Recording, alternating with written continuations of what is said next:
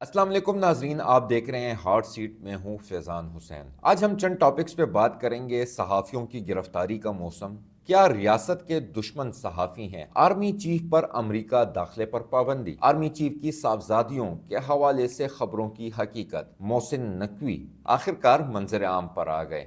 ये थी हमारी हेडलाइंस। नाजरीन, रमज़ानुल मुबारक का महीना मीडिया पर भारी साबित हुआ है। न सिर्फ मीडिया बल्कि बलूचिस्तान और खैबर पख्तूनख्वा पर दहशतगर्दी के लिहाज से भी बहुत भारी साबित हुआ है। हम बात करेंगे पहले सहाफ़ियों की गिरफ्तारी के हवाले से। आपको मालूम तो होगा कि इस्लामाबाद बेस्ड सहाफ़ी वहीद मुराद को भी गिरफ्तार कर लिया गया है। क्योंकि हम सहाफ़ी हैं तो इसीलिए हमने आज अपना जो पहला टॉपिक रखा है वो सहाफ़ियों पर ही रखा है, और जो सहाफ़ियों के साथ ज्यादती हो रही है उसके बारे में भी हम आपको बताएंगे। अच्छा, वहीद मुराद पर आते हैं। एक हफ्ते से ज्यादा वक्त गुजर चुका है कि अहमद नूरानी के भाइयों को गिरफ्तार तो नहीं कहना चाहिए, अगवा कर लिया गया है। इनके लिए मैं गिरफ्तारी का लफ्ज मतलब अच्छा नहीं लगता कि गिरफ्तारी का लफ्ज इंसान इस्तेमाल करे। इनका अभी तक पुलिस इनकारी है कि हमें मालूमात नहीं, और अदालत भी इस मामले में बेबस नजर आ रही है। बाकी मामले की तह तक तो आप खुद ही पहुंच गए होंगे कि अब इनके साथ हुआ क्या होगा या वो क्या हो सकता है।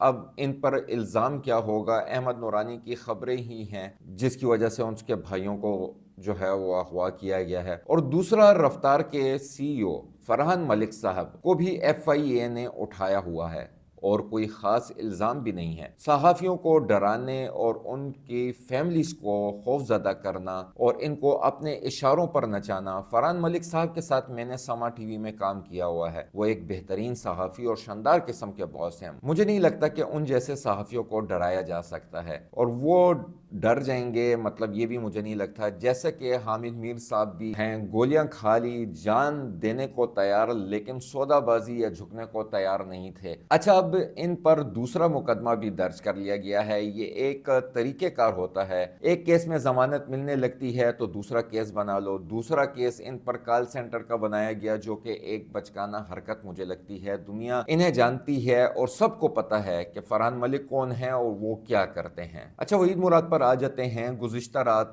जब वहीद मुराद अपने घर पर थे तो उन्हें उनके घर से उठा लिया गया। अच्छा, कुछ खबरें मिली हैं कि उनको उठाया कैसे गया। रात के वक्त उनके घर पर दरवाजा खटखटाया गया। तो इतनी रात को जब दरवाजे पर कोई दस्तक देता है तो इंसान पूछता है, बल्कि आम रूटीन में भी इंसान पूछता है कि कौन है। तो बाहर से आवाज आती है कि दरवाजा खोलें, यहाँ पे अफगान लोग रहते हैं। तो उन्होंने कहा यहाँ पे कोई अफगान नहीं रहता, और साथ ही सबूत के तौर पर दरवाजे के नीचे से इन्होंने शनाख्ती कार्ड भी दे दिया वहीद मुराद का। यही सेम हरबा जो है वो अहमद नूरानी के भाइयों को जब अगवा करते हुए भी अपनाया गया था। दरवाजा ना खोलने पर दरवाजा तोड़ा गया और घर में दाखिल होकर वहीद मुराद को अगवा किया गया। इनके घर वालों के साथ बदतमीजी भी की गई। उनकी बेगम के बारे में कुछ ऐसी मालूमात आ रही हैं कि वो इस वक्त मुल्क में नहीं है, वो बाहर हैं। चलें, ये भी अच्छी बात है कि वो इस टाइम पे नहीं है, वरना उन्हें भी ये तमाम चीजें देखनी पड़ती और इस परेशानी से गुजरना पड़ता।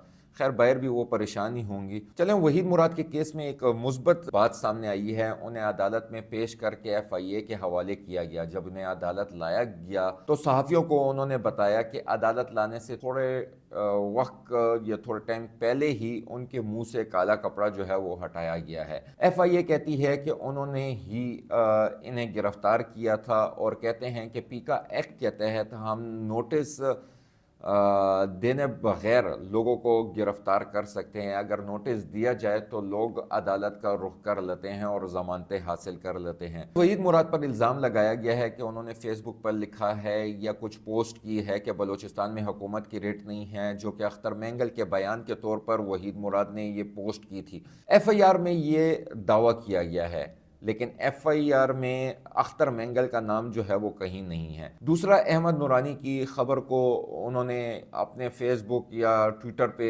रीट्वीट किया था या दोबारा शेयर किया था, तो ये इल्जामात जो हैं वो उन पर लगाए गए हैं। इन तमाम कामों से जो कि वहीद मुराद के साथ हो रहा है, फरहान मलिक के साथ हो रहा है, अहमद नूरानी के भाइयों के साथ हो रहा है, अच्छा, इस किस्म के हरबों से हुकूमत खुद बदनाम होगी, और ना इस किस्म के हरबों से सहाफ़ी बरादरी डरने वाली तो नहीं है, बल्कि ऐसे इकदाम से हुकूमत कमजोर नजर आ रही है। कमजोर मत बने। जिस सोशल मीडिया पर आप बच्चा पार्टी को कंट्रोल आप करना चाह रहे हैं, ان کو کنٹرول کرنے کے لیے آپ سے کچھ نہیں ہو رہا اور آپ جینون صحافیوں کو ڈرا رہے ہیں، دھمکا رہے ہیں، ان کو اٹھا رہے ہیں، اس طرح کے اقدامات سے صحافی مزید پاپولر ہوں گے اور متاثرین کی لسٹ جو ہے وہ بڑھتی جائے گی۔ اچھا، 9 مئی کے بعد بھی آپ نے بڑے لوگوں کو اٹھایا تھا، آدھے اب کچھ ایم پی ہیں اور کچھ ایم این ایز بن گئے ہیں، اب میڈیا کو اس پر یک آواز ہونا ہوگا، مطلب یہ جس قسم کے اقدامات جو ہیں وہ صحافیوں پر شروع ہو گئے ہیں اور حکومت کے ساتھ بیٹھ کر اس پر بات کرنی ہوگی۔ مشکل ہی لگتا ہے کہ حکومت اس ایکٹ میں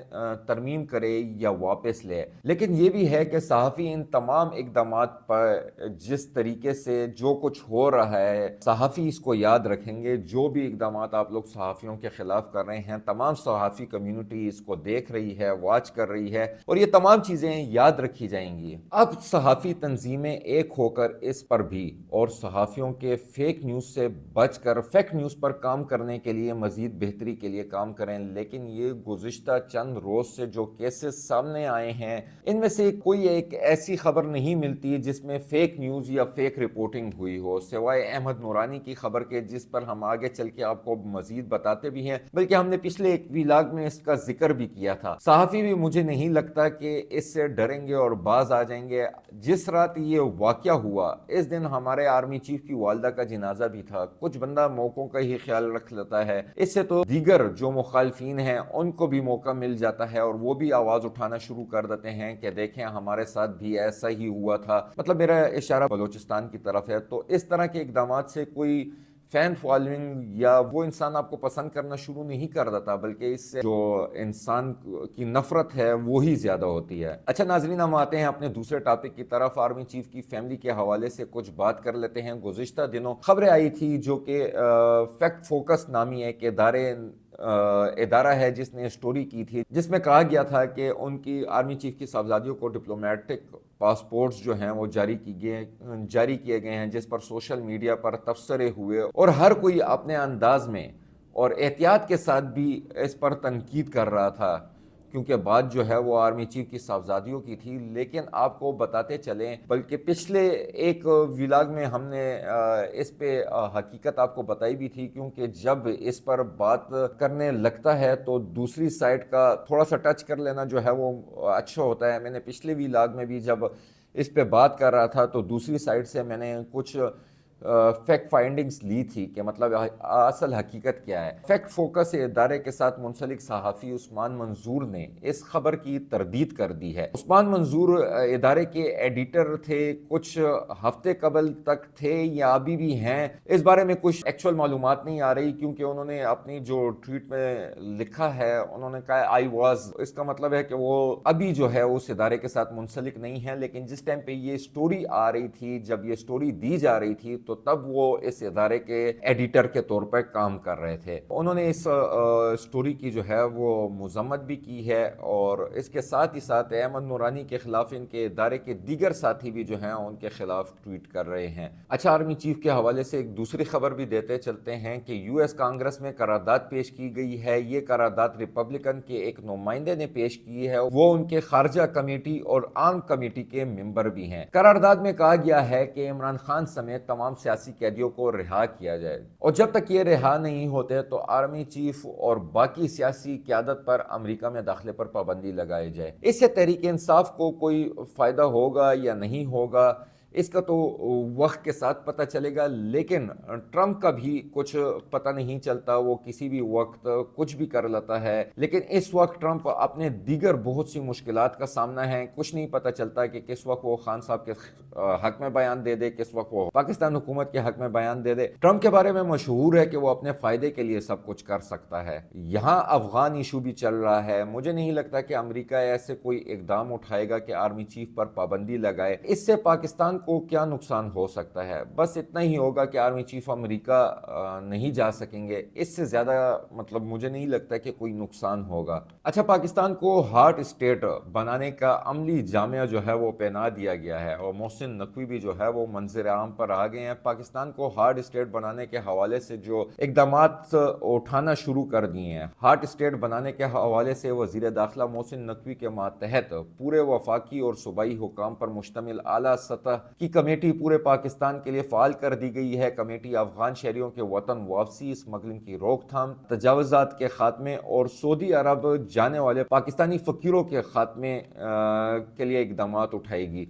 अच्छा, ये पाकिस्तानी फ़कीर जो हैं ये सऊदी अरब में ज़्यादा मशहूर हो चुके हैं, हर जगह पे आपको भीख मांगते हुए नज़र आएंगे। दूसरे मुल्कों के जो लोग वहाँ पे आए होते हैं उनसे वो लोग भीख मांगते हैं, जो कि बहुत बुरा लगता है। पाकिस्तान के एक बहुत बुरा इमेज जो है वो जाता है। इस कमेटी के बारे में बताते चलते हैं। 15 रुकनी कमेटी की सरबराही वफाकी वज़ीर दाखिला मोहसिन नकवी करेंगे। कमेटी में सूबों गिलगित बल्तिस्तान और आज़ाद कश्मीर के होम सेक्रेटरीज भी शामिल होंगे। कमेटी में चारों सूबों के चीफ सेक्रेटरीज, हसास इदारों के नुमाइंदे शामिल हैं। तमाम हसास इदारों के नुमाइंदगान, CTD हुकाम भी कमेटी का हिस्सा हैं। नाज़रीन, आज के लिए बस इतना ही, मुझे इजाजत दें। अल्लाह हाफिज। हमें फॉलो करें सोशल मीडिया पर और विजिट करें हमारी वेबसाइट गाँव न्यूज, हर लम्हा हर खबर आपके साथ। देखते रहिए गाँव न्यूज, न्यूज दैट मैटर्स।